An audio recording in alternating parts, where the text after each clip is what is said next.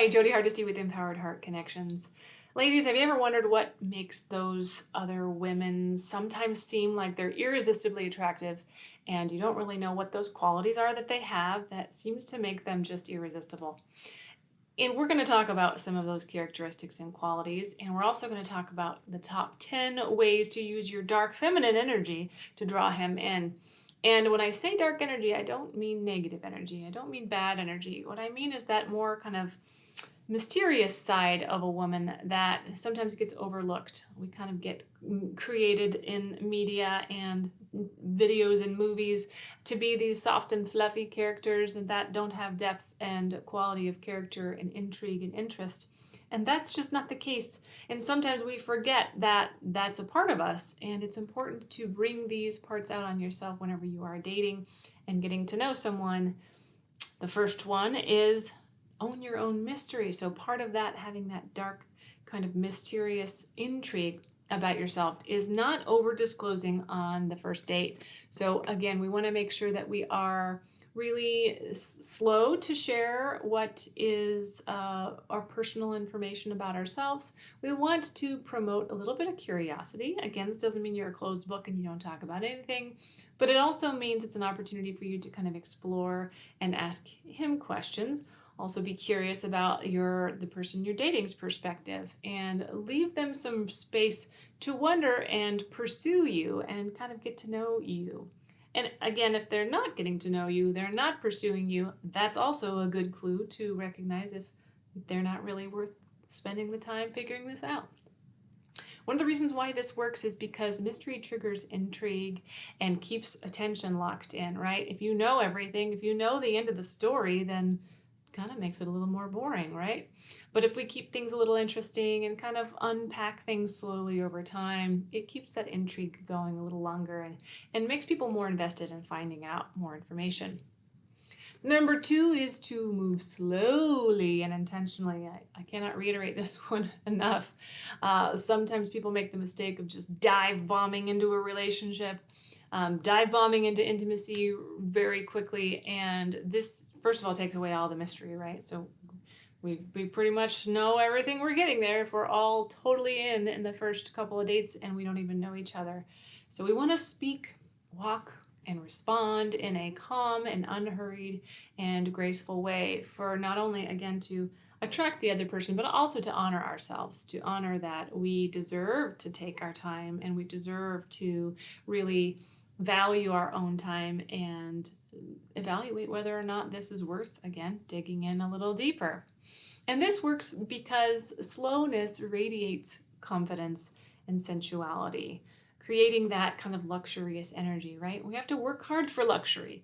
And so we're really promoting that vibe that, hey, not only am I worth the wait, I'm worth the pursuing, I'm worth you spending time and energy investing in getting to know me and being curious about me.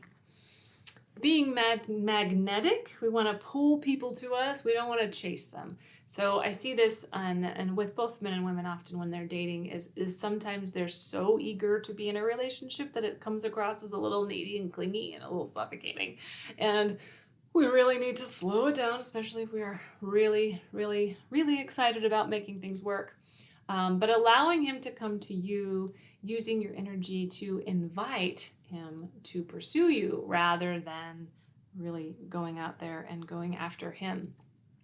And this works because masculine energy loves a challenge and is drawn to what feels exclusive and special, right? And this is true actually even for feminine energy, right? We don't want a guy who's just desperate and leaning in there too quickly. We want something that's interesting. We want something that feels intellectually stimulating. We want to be curious to explore and pursue. Nobody really likes it when everything's right there in your face all at once. We need a little mystery. Embody emotional depth. So don't be afraid to feel. Obviously, we don't want to be sobbing on the first date. That's a little much, but we do want to be authentic and express feelings and express our emotions without over-explaining them. Like you could say something like, gosh, I don't love it when you showed up late to this date. That kind of hurts my feelings. I'd appreciate it if you'd show up on time, right? You don't have to over-explain. You don't have to be dramatic. You don't have to be sarcastic, but just being really clear about what your emotions are, which also kind of sets the stage for setting boundaries, right? Which is always important. But this also adds depth. So this works because it adds emotional richness and makes you unforgettable, right? That you have a depth of character to yourself. You're not just a surface level person. That people want to know that you have the capacity to have an emotional connection and also have the ability to moderate your emotions, that you're not kind of high and low and everywhere in between, that you have some awareness about what your emotions are and you're able to express them with clarity. Using eye contact with intention, right? We don't really need to stare at someone intently. That can be a little intense. But holding the gaze just long enough to connect and then softly looking away periodically. So again, you're still kind of creating that mystery, but this also works to build tension and chemistry and signals confidence without aggression, right? So you're not like the deer in headlights staring at them in a frightening way or intensely, but you're also comfortable enough to look away and to not have to have that gaze locked indefinitely. Also protecting your peace. So say no gracefully when you are saying no. Walk away when it's needed. Don't overextend yourself. Right? When we want to say no, whenever we mean no, and it's okay to set those boundaries and be clear about what you need and what you want. And boundaries are obviously deeply important and deeply attractive because they communicate that you value yourself, you have self-worth, and you're able to command respect, right? Those are important characteristics that are also predictive of a more likely successful relationship. Another tool is tapping into your sensual side. Wear fabrics that feel good on your skin, light candles, speak softly, engage your senses daily. And this works because sensuality awakens the body and naturally amplifies attraction, right? It's okay to feel good. It's okay to enjoy, feeling those comfortable clothing on your skin. It's enjoy that. It's good to enjoy the candles and the senses, that all of those things are a good experience to have and promote, that you're able to do that you're able to be a sensual person. Speak less, say more. We don't need to ramble on. So using our words intentionally, pausing, and sometimes having a lower vocal tone, right? We don't need to be way up here whenever we're like so excited and nervous. It can be a little much. Obviously, if you can't control it, then, just kind of slow it down a little bit. But having that tone to invite that deeper connection, that when we kind of slow it down and we get a little bit softer, we get a little bit more kind of vulnerable feeling, it's an invitation to have a safe connection, right? If you're way up here and you're just talking really fast and really quick, and there's really difficult to kind of find a word, right? It's hard to get a word in edgewise in those circumstances. So it can be really helpful to slow it down and notice how your tone is coming across to help them be able to connect with you and feel like it's a safe place to engage with you. So again, having a composed and expressive voice is alluring and signals that emotional control, that you're able to regulate your own emotions and that you're able to kind of moderate your intensity. Cultivating an inner world. This is huge.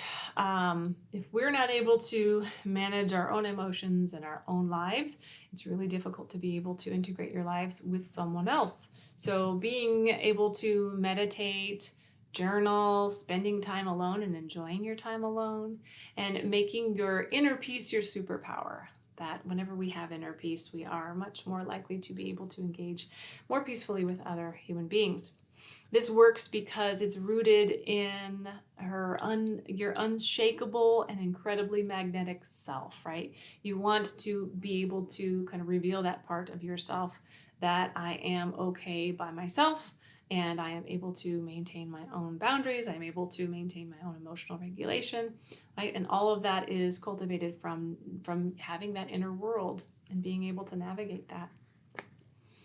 And be unapologetic, right?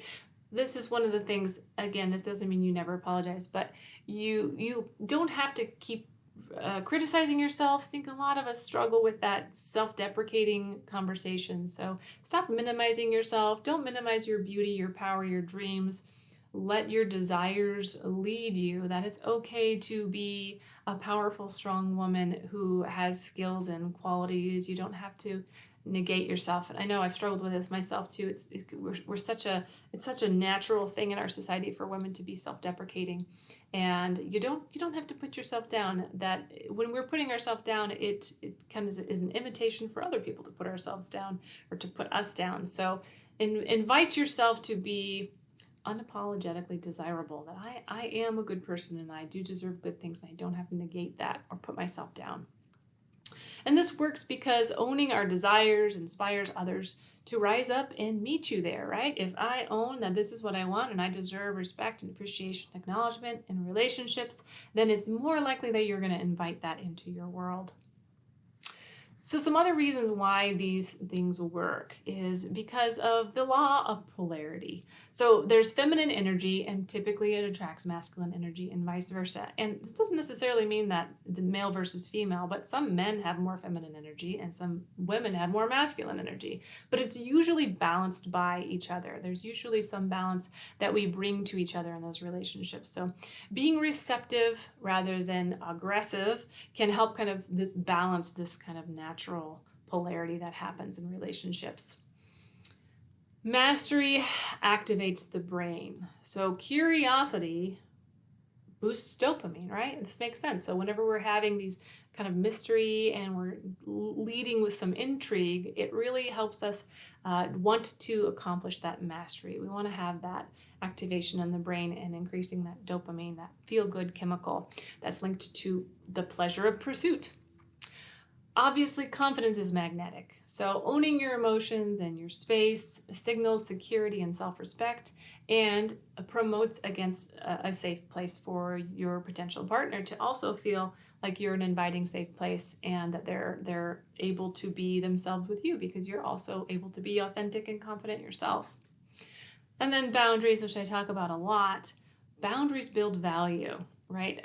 If someone's completely available all the time, they don't have anything going on in their world, it's kind of uninteresting, right?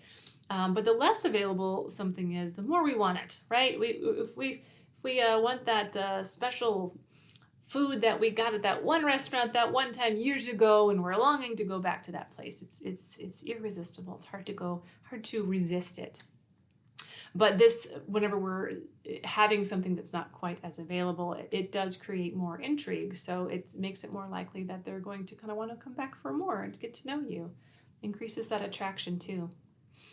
And then emotional resonance. When you embody depth of character, depth of personality, you have emotions, you're able to have conversations, you're able to be intellectual and have depth of conversation. This creates experiences that are felt and not just seen. And those experiences that you have, that feeling connection with someone else, really creates an unforgettable experience.